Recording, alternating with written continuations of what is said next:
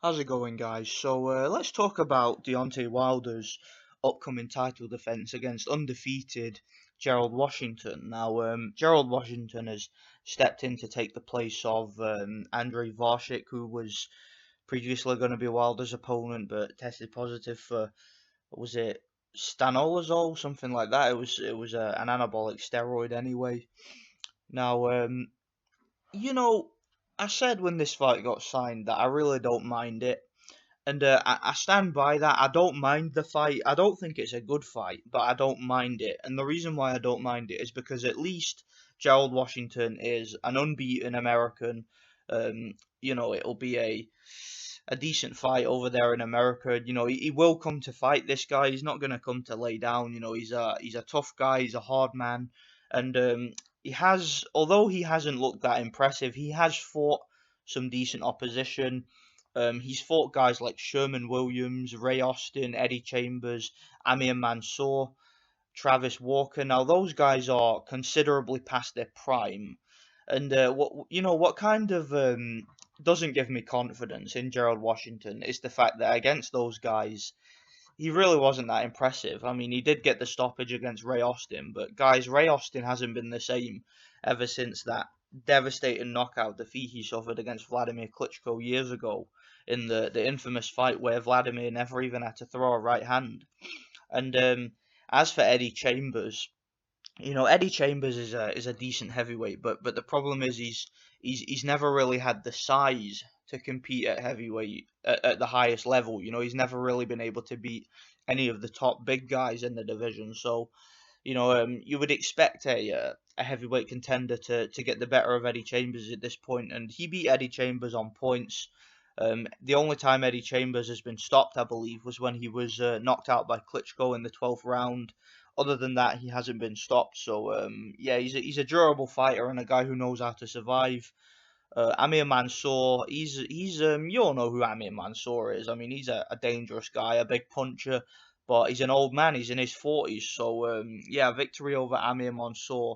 Well, it wasn't even a victory actually. That I'm sure that fight was a draw if I remember rightly. I'm sure he drew with Amir Mansour. So but it was controversial. There was split opinions on who won. So yeah, I would expect this guy to be beating someone like Amir Mansour if he's going in against Wilder. And one thing that worries me also is that he also fought Jason Gavin, who was basically destroyed by every heavyweight contender he fought. He got destroyed by Joshua, destroyed by Wilder. This guy went the distance with Gerald Washington just a couple of years ago. So yeah, Gerald Washington, he's a tough guy, hard man. He will come to fight, but he's crude. He's very one-dimensional. Doesn't have much experience. I believe the guy's a football player or something who, turned to boxing very late. He could turn out to be another Seth Mitchell. Who knows? So yeah, from what I've seen of Washington, he's not really that dangerous a heavyweight. I really don't see this guy as much of a threat to the division, but again, I don't mind the fight, okay, because I'm all for champions fighting unbeaten contenders, and yeah, it's a step up from Varchik at least. Andrei Varchik was hopeless. He had no chance against Wilder whatsoever. And I suppose this guy has no chance as well, but at least again, at least he's unbeaten. At least he's got some level of momentum.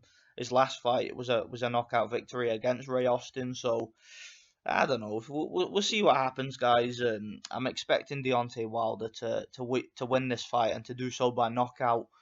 Yeah, I mean, look, Gerald Washington he's just too crude in my opinion. Doesn't have enough boxing experience. He hasn't really fought any big guys. I mean, like I said, other than Ray Austin, a lot of the other guys he's fought have been short heavyweights. Eddie Chambers, Amir Mansour, Sherman Williams, and Jason Gavin, and Travis Walker and guys like that. They're all fairly short, out of shape heavyweights. None of them are tall, athletic, rangy bombers from the outside like Deontay Wilder is. So I haven't really seen Gerald Washington in with anybody that resembles Wilder, to be honest. So yeah, I think this is gonna be I think it's an easy fight for Wilder. Again, don't mind the fight. He's unbeaten at least, but I mean, talk about scraping the bottom of the barrel, man. Seriously, Deontay Wilder. Uh, this is gonna be what his fifth title defense, I believe, his fifth optional title defense, and this is probably the best opponent he's fought in his title reign. I mean, it's debatable whether this guy is better than Artur Spilka because I mean Artur Spilka was a fairly slick southpaw, even though he wasn't a great fighter. He could at least box. But yeah, look, Wilder's gonna knock this guy out. He'll probably knock him out in the mid rounds by about round five, something like that. And let's hope that after this fight, Wilder fights a legitimate contender, or let's just hope they put Wilder in the ring with, or just hurry up and get the Joshua fight on, so Joshua can knock Wilder out, and we can go back to watching boxing like he never existed. Because I mean, Deontay Wilder, his entire reign as champion so far has been pretty shameful. Obviously his fans are very embarrassed by him, but they'll stand by him all the way because they need him, because he's the only American heavyweight worth talking about. So they need to hold on to this guy before Al Heyman decides to feed him to Joshua and sends him over to the UK for Joshua to slaughter him in 4 rounds. So anyway, let me know what you guys think, and thanks for watching.